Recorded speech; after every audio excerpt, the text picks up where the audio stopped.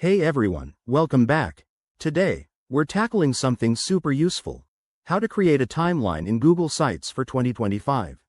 If you're building a website for a project, event, or personal story, a timeline can make your content pop and easy to follow. Google Sites is a free tool from Google that lets you build professional-looking websites without any coding skills. It's perfect for beginners, and with the 2025 updates, it's even more intuitive. Let's dive right in. First, head over to sites.google.com and sign in with your Google account. If you're new, just create one. It's quick and free. Once you're logged in, click on Create to start a new site or select an existing one to edit. For this example, let's make a fresh site. Give it a name like My Timeline Project and choose a template that suits your style. Now, on your site's main page, click the Insert button in the top menu. Here, you'll find options for adding elements.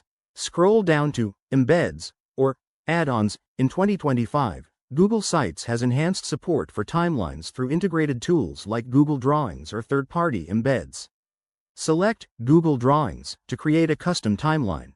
Draw a line, add shapes for events, and label them with dates and descriptions. Make it visually appealing by choosing colors and fonts. Next, if you prefer a more advanced timeline, go to the Insert menu and look for Add-ons.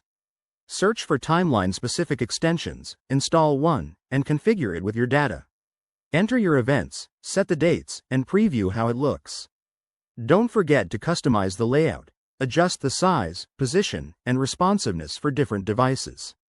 Once you're happy, hit Publish to make your site live. Test it on mobile to ensure everything flows smoothly. And there you have it, a dynamic timeline that engages your visitors. This feature is great for educators, businesses, or anyone tracking milestones.